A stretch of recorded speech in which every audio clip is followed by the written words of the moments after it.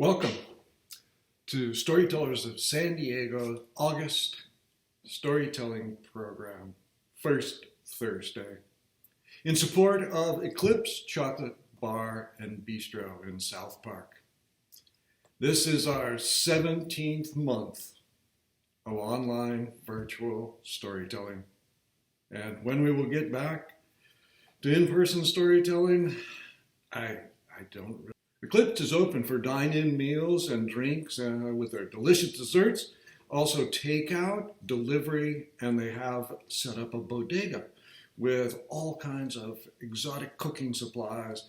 And you can call them or check their website to make sure of the hours and what's available.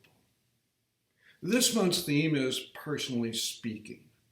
Everyone has a personal story, family story that they share with family and friends.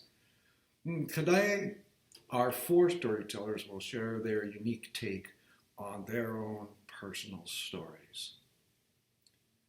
These stories sometimes take on a much larger meaning. They can reflect upon the human nature and reflect our fears and our triumphs.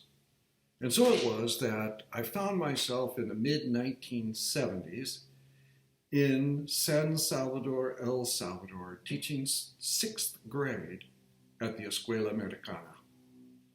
I had driven a used Ford Econoline pickup truck down through Mexico and Guatemala and into El Salvador.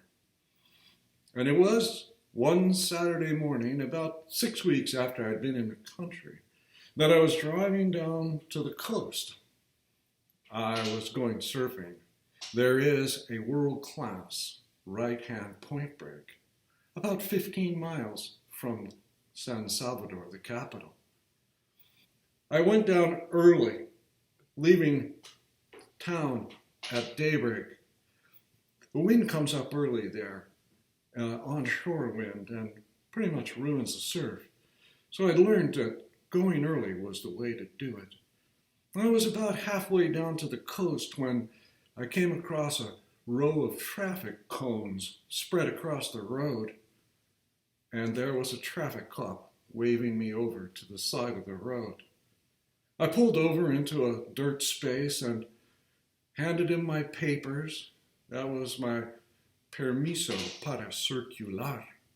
That was my temporary importation documentation for my truck that I had been issued when I entered the country about 6 weeks earlier. He had my California driver's license and also my California registration.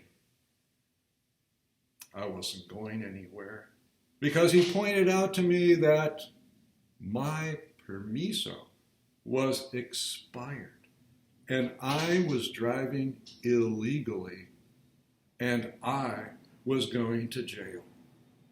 Well, sometimes as a foreigner, it's better to pretend a little bit that you don't quite understand the language. And that, in that way, if you really do get in trouble, you can say that, well, I just didn't understand the language. But he made it pretty emphatic that I was going to go to jail by placing his arms in front of his face, signifying the bars of the jail. But we were going to have to wait until the jefe, his boss, came back. And so I stood there by the side of the road, by the side of my truck, and watched as he waved over other drivers and even a minibus, checking their papers, and off they would go. And then there came a man and a woman on a motorcycle, and they pulled up, and there was some exchange of words, and I couldn't hear it, and I didn't understand it. But the woman got off the motorbike and stood there by the side of the road, and the man, why, he jumped on the motorbike and turned around and went back the way they'd come.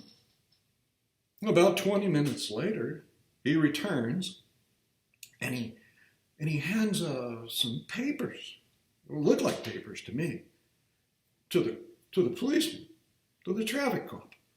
And he took the papers and he put them in his pocket. Didn't even look at them. This I thought was a little bit curious, but the woman got back up on top of the motorcycle and off they sped down to the coast, exactly where I wanted to go. And I was worried. I'd been there for a while and that wind was going to ruin the surf. But it gave me an idea. Maybe there really wasn't any Jefe that was going to show up here, and that this transit cop was running a kind of a freelance shakedown. I decided to give it a try. I went up to him, and as best I could, I explained that was it at all possible that I could take care of any fine that I might have for being illegally transporting my vehicle through the country. And he nodded, yes. And so I walked off a short distance, turned my back to him, took out my wallet, pulled out 20 colones, $5.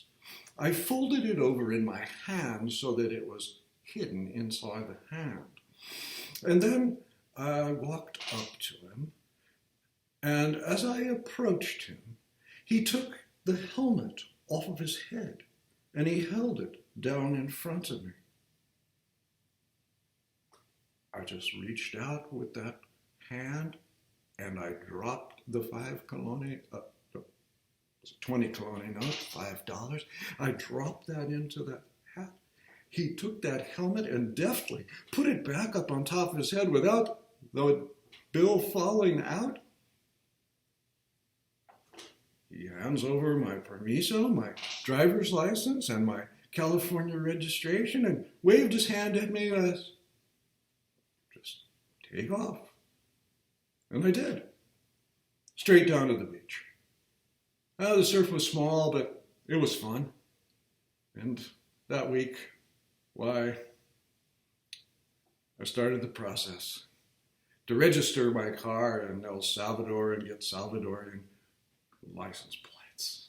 Well, that is a whole nother story in patience and resourcefulness. I do not advocate ever bribing a law enforcement official, and I must say that I have never done it since, for I feel that I have learned my lesson. Thank you.